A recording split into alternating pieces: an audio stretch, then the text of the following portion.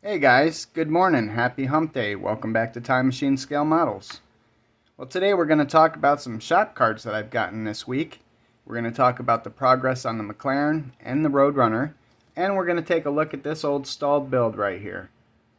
But first, let's get to these shop cards. So, as usual, anybody that I discuss in shop card shoutouts here, their links to their channels will be found in the description, and I urge you to go check out their channels if you already have not done so. First shop card I have on the table here is Thomas over at the Model Hobbyist. I reached out to Thomas and had him send me a shop card, and I kind of like it. I like the colors on it. I especially like the exploded view of the Mustang. Thomas, thank you very much for the shop card, the kind words on the back. And keep up the good work over on your channel. Guys, he's pretty new to the YouTube modeling community. And I urge you to go check out his channel.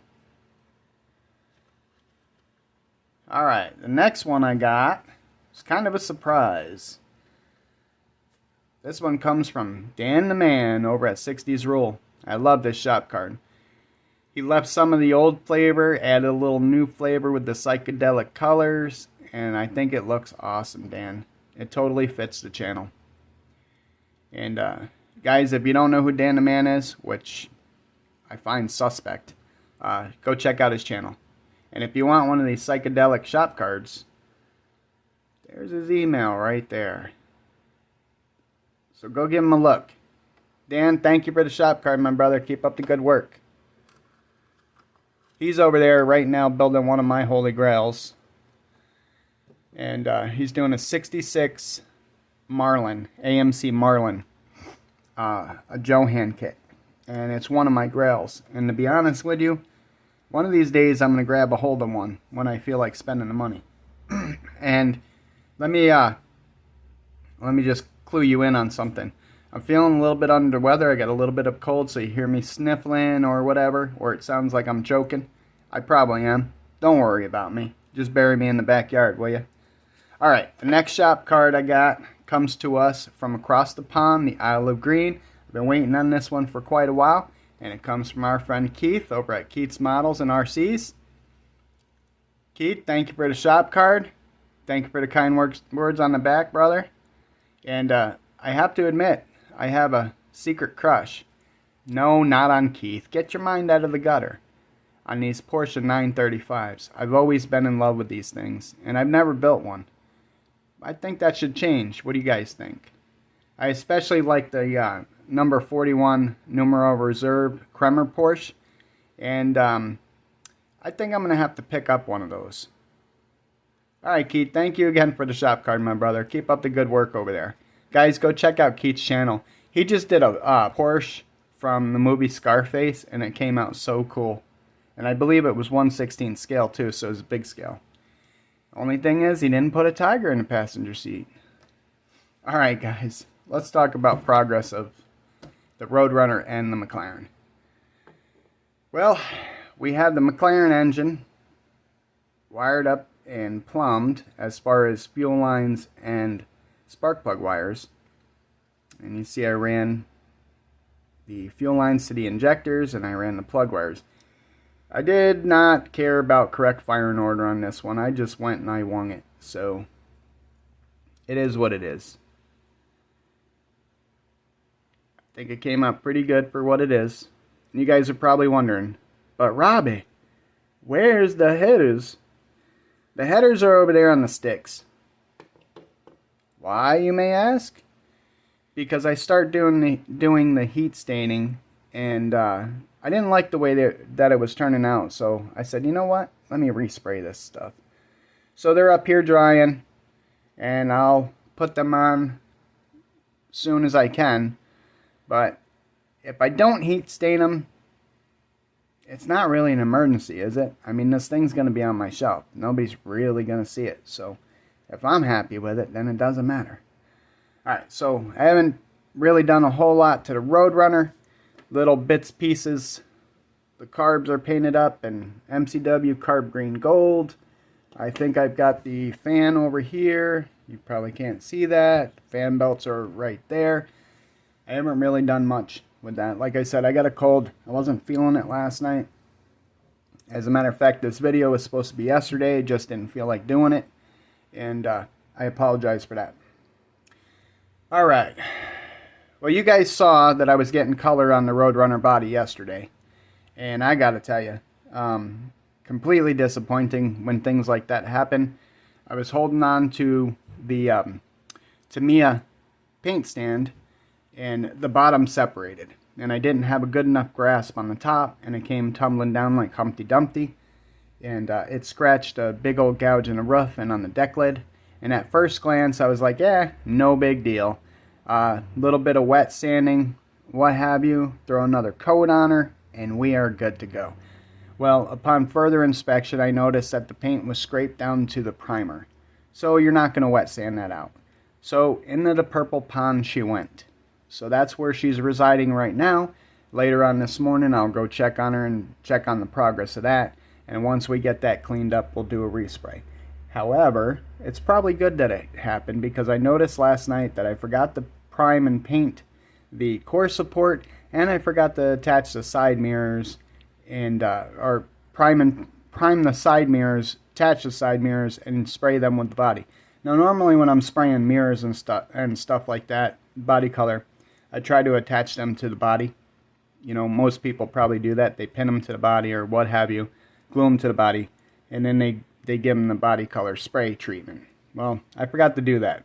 So, you know, we've got to rewind a little bit, and I've got to pull those parts out, get those sprayed out, and attach to the body. Alright. With all that said, if you guys want to check out this kit, we're going to open her up, and we're going to talk about what I've done, what caused the build to stall, and what I want to do in the future. Stick around. Alright guys, you still here? Good. Let's give her a gander. So I started building this one probably, I bet you 10 years ago. And it was going so good. Not really. And I came across some issues that I couldn't solve back then. One of the first issues you'll notice, let me turn this light on, see if that helps. The paint kind of sucks. I probably used testers and wet look clear, and back then I didn't do any sort of wet sanding. I mean, it's not terrible, but it's not good either. Alright, so we'll show you one of the problems, the first problem. So this is the interior, obviously, the firewall. It's kind of shiny, huh? I had an issue with getting the interior tub to fit up into the truck correctly. So then when you put the chassis in there, it sat kittywampus. So that was the first issue. Then the next issue was this grill. It did not want to fit properly in here, okay? And we had a hard time with it. We tried gluing it. We tried doing all kinds of stuff. Then there was a gap between this piece and the grill. And then there's also a piece, like a valance piece here, which I've looked in this box and I can't find. It goes behind the bumper, and it prevented the bumper from sitting correctly. And I don't know where that piece went. It's probably a good thing that it went on a sabbatical, because I would have never put it back on. I would have just, if I needed to have something there, I probably would have fashioned something out of thin styrene sheet. But yeah, this is part of the problem, why this truck never got completed. And this is one of those ones I keep around that I keep saying I want to redo someday. Now, if I redo this, obviously I'm going to strip the paint, get the glass out of it, and I'm going to have to redo the whole thing, and I'm going to need new decal sheets. So, I'll show you the bed here.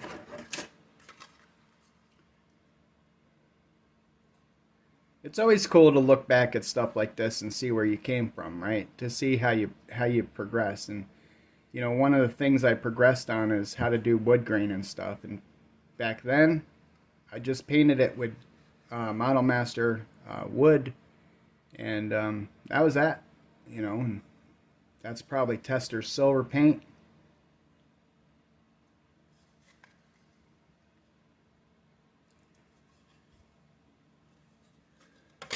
So here's the chassis and the engine. Not very detailed, very plain.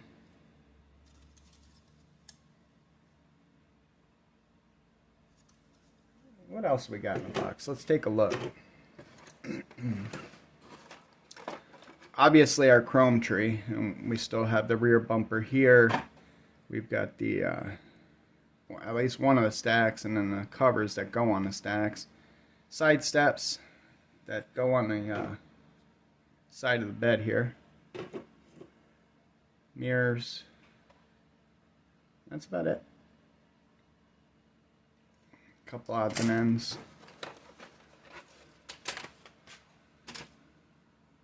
Oh, we've got a toolbox. That's cool. The battery. Wheels and tires. Oh, these 5 slots. Oh, they're sweet. They're so sweet. I love these. Old school. I've got some other 5-slot mags that I'm going to use on another project, another Mopar project.